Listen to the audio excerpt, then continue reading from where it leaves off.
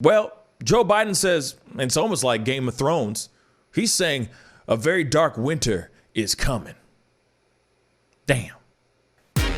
Pascal. What's up, y'all? It's your boy Pascal back at it again with another pop-up video. Be sure to follow me on Instagram, The Pascal Show. One word, hit that like button down below, and most definitely crush that subscribe button if this is your first time checking out this channel right here. Anyway, we got to jump into this conversation because this is some breaking news. This happened as of a few hours ago. Joe Biden says that Donald Trump's embarrassing refusal to coordinate on virus response and start transition means more people may die, as he warns of a very dark winter before COVID vaccines arrive. Man, we got to look at this article because this is some real stuff. I can't believe it myself. And we got to see with our own two peepers. This is all from the Daily Mail, so please ignore all these ads. I guess they gotta pay their bills somehow.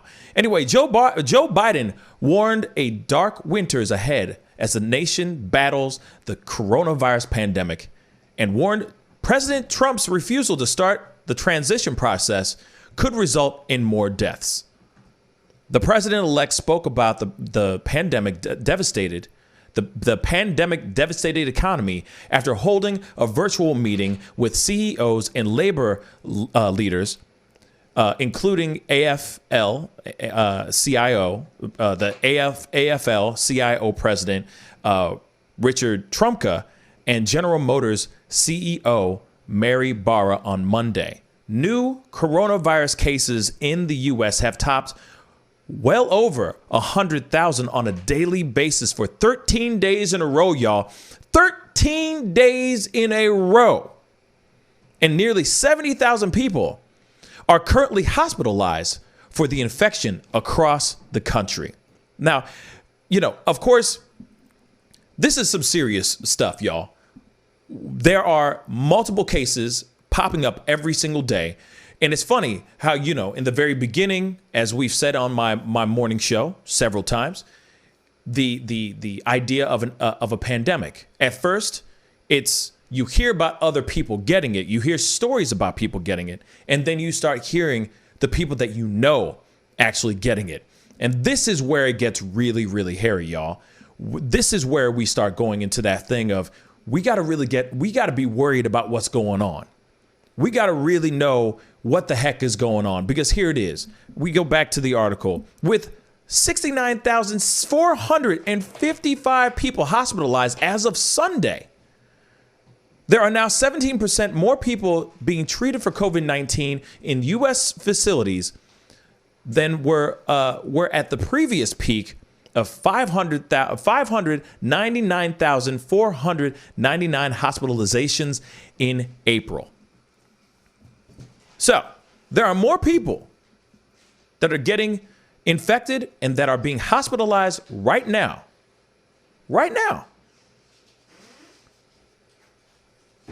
than the amount that they peaked in April. And that says a lot, y'all. In total, more than 11 million people have been affected and 246,854 have died from the COVID-19. From the Rona, y'all. Here it is. On Sunday, like we just said a second ago, on Sunday, the U.S. recorded 133,045 new coronavirus cases and 616 fatalities. The average number of daily deaths hit its highest point since May on Saturday and again on Sunday, according to the data from Johns Hopkins University. But the daily death toll is well below half its peak of more than 2,500 deaths on April 22nd. Okay, well, I guess that's some positive news, I guess. But at the same time, as you can see, this is something that's very, very real. This is something that is infecting and killing and affecting a lot of people. Now, of course, there's obviously the idea that Moderna is coming out with a 94.5% effective vaccine. But at the same time, we are still dealing with a lot of people still getting sick, still dying, or just being put on respirators and clinging to life itself, on the edge, or just living on the edge, fighting for their lives. Now, of course, there is the race to a vaccine. You got Moderna, you got Pfizer. Pfizer has one but it's 90% effective. You got Moderna basically saying that they have a 95. They've been trying to be positive and say that they have a 95% success, the 95% success rate with this whole vaccine, which is obviously a really great thing. But at the same time, there are a lot of people that are getting sick and dying from this particular virus. Now, I don't understand. I mean, of course, we are dealing with President-elect Biden trying to get in, trying to do trying to do the things that need to be done so that he can transition into power. He can transition into the White House like he should. Of course, President Trump is not feeling the votes. They're still dealing with a lot of voter fraud, etc. But at the same time, we're in the situation where we're waiting to see what he's going to do, if Trump is going to cooperate. Now, if he's not willing to cooperate, anything that Biden wants to come in with and try to implement before the pandemic gets even worse, before he actually gets inaugurated, if he doesn't let him do that, then things could go very bad. As he has said during this meeting that he had, he said this could be a very dark winter. This could be Christmas. Could be canceled, y'all. The holidays could very well be canceled. We're already in the situation right now where we're seeing cities shutting down, cities retracting and backstepping and going backwards, like we're already back to where we were in March all over again, where cities are shutting down. There's new rules and mandates that are being resurrected again. I mean, shoot, even in my city, we're seeing more and more, restaurants shutting down, starting as of tomorrow. Restaurants are going to be shutting down. You can only dine outside, which, by the way, we're waltzing into winter right now.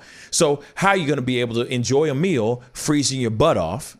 Let's just be completely straight funky on that. A lot of places you cannot be in a place if it's more than 25%, then you out the door. When it comes to working out, gyms, etc., group classes, all those things are are not going to happen anymore. So we're in this situation where we don't know, where we are marching back. We are back at square one almost. And square one looks like it will be a national lockdown if we are not able to implement or do what we need to do to, as I say this, and I hate saying this phrase, but flatten the curve. But obviously the spikes, there has been quite a spike. There are lines out the door wrapping around urgent cares and places that actually have same day test results, COVID testings and all that. I mean, it's insane. So if Trump isn't willing to cooperate with Biden and be able to implement certain things that he is trying to bring into the country to maybe hopefully help the country, we are in some serious trouble, y'all. This could be a very, very dark very, very dark winter, as Biden has said. And I'm not sitting here saying that what Biden is saying is the truth. We are already seeing proof positive that a lot of these states, a lot of these cities are starting to shut things down. We are starting to slowly go back to what could possibly be a national lockdown, y'all. And that's insane. Now, the only question I put up and I pose to you guys is what do you think that Joe Biden is trying to implement before he walks in, before his inauguration? What is it that he really wants to do so badly before he gets inaugurated? That's the one question I want to know. I mean, if he's already sitting here going, we must immediately do a national lockdown, I don't know how I feel about that, to be really honest. And that's something I'd like to leave up to you guys. What are your thoughts on this? Do you think Biden has the right idea? Do you think we need to, if he is really going to be asking for a national lockdown, do you think he is down for that? Do you think that he is right to do that? Are you down for that? Do you agree with that? Or do you think that country needs to stay open?